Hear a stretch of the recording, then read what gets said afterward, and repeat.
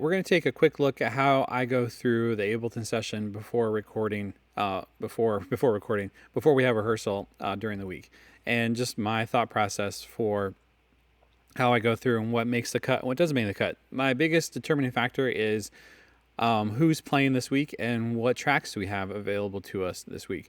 I know that we have a drummer, we have a bass guitar player, or we have an electric guitar player, we have an acoustic guitar player, and we have someone playing the Nord, and then 3 vocalists. So right out of the gate, I'm fairly confident we're just not going to need drums.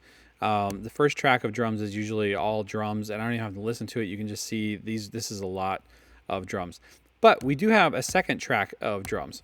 And I am curious what this is, so I'm going to listen to this track real quick. I'm going to solo this track. That's very much a snare and kick drum, which we don't need. But I am curious what this is over here, this percussion. So I'm going to listen to this.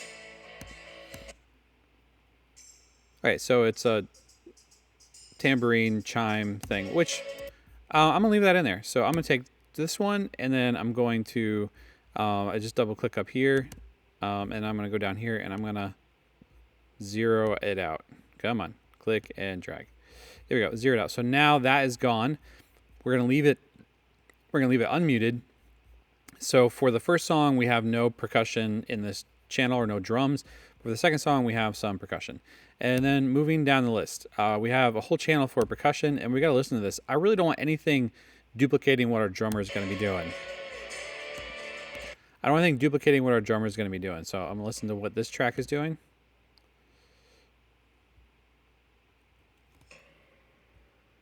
It's kind of like, it's a weird, it sounds like someone's hitting a door in a basement somewhere.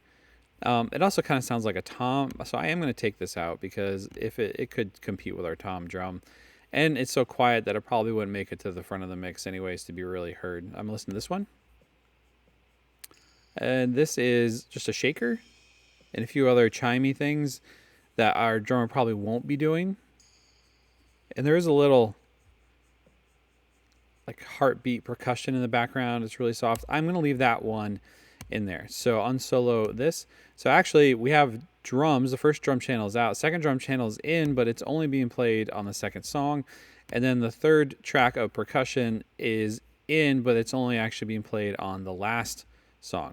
We have a bass guitar player, so we don't need that.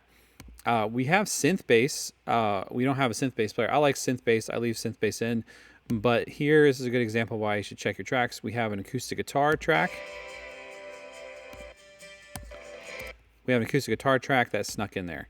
It probably shouldn't be here, but so I'm just going to grab this one and I'm going to turn this down. So it would have been weird if you hadn't checked that, because you had synth bass playing for first and second song and it would have been fine, and then you have acoustic guitar coming really strong for the third song, and you're going to be like, where is the acoustic guitar coming from? And then your bandmate on stage might be playing acoustic guitar, and unless they are literally playing exactly how this acoustic guitar is playing, they would start to clash with each other, and it would just be it just wouldn't work.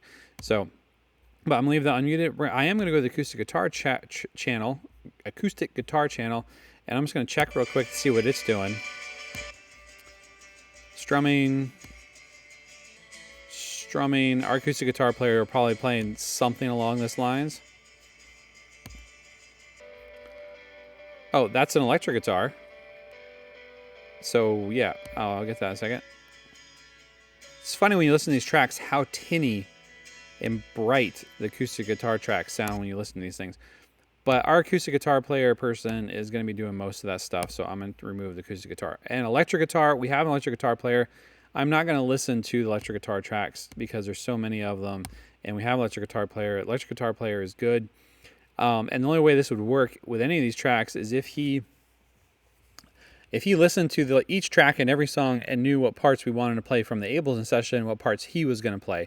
So if you want to get really crazy, your electric guitar player could play the lead parts and then let Ableton do the rhythm parts. But they really need to know what the Ableton is doing and what they're doing. And they usually practice their parts for the entire song. So we're just going to take out the electric guitar, so we have nothing competing with the electric guitar player and nothing weird is going on. Piano, organ, and keys, that's a little bit different depending on who's playing the Nord or your piano.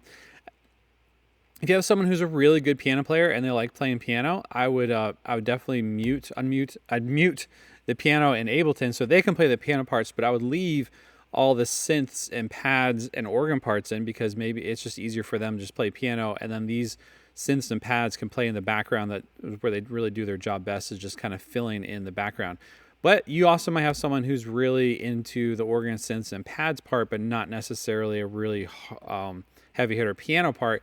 And so you might actually leave the piano in and then let them cover the keys and organ and pads parts.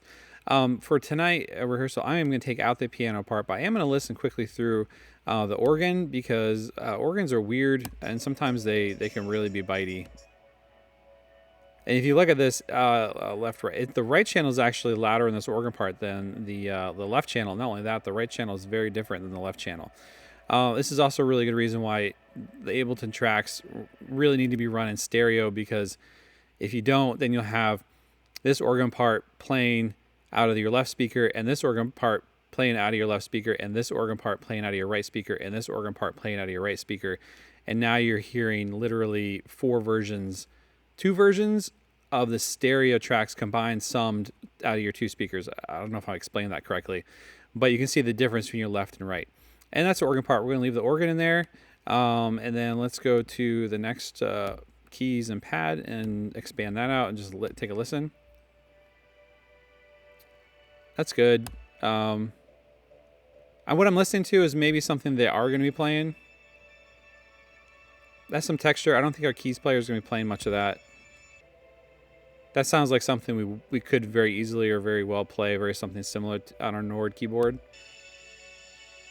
Maybe we might play that. It's a little brighter than something we usually play. We usually play a lot the stuff that's a lot warmer. Getting that bright sound takes a little bit more work than usually we put into that to get that sound. All right, let's go to the next track down here and listen and see what we have broken out. So that little we're not going to do that. No one on stage is going to be making that sound. Let's listen to this one. No one on stage is going to be making that sound out of the Nord. No one's going to be making that sound out of the Nord either. So we're going to leave all those in there because they all add stuff. We're looking for stuff that adds and taking out anything that might very easily duplicate. Listening. Oh, whoops, sorry. I was on the wrong one. So listen to this one over here again. Yeah, it's a fun chime. Leave that in there. It's pretty. No one's been doing that on stage. That'll add. We might be doing something like that. That sounds something like we could very easily do. We might easily duplicate that. But I'm going to go to the next one. So we have effects now. And these are really, you can look at just looking at the wave files kind of tells you a lot. You can tell there's not a whole lot going on in the effects down here. And I missed it. We have this little tiny blip. What's the blip doing? All right, yeah, so I'm going to leave it in there. It's not doing much, but we'll leave it in there for an effect. Try to back it up just a little bit. See what this is doing. And we'll leave that in there too, and then one more over here. And I'm always a fan of a shaker. Shakers are good. And then let's see, we have one more down here, and we have an electric guitar. So electric guitar made it in here. Let's see what this is doing. Yeah, that's going away because the electric guitar player. Sometimes there might actually be an electric guitar track where they're playing some little tiny riff that's just a riff might even be there, or they're just playing a little tiny part that is so tiny and small in the whole grand scheme of the song. You know your electric guitar player is not going to be playing it, but it's nice to have it in there anyways. So I'm listening to this over here. Again,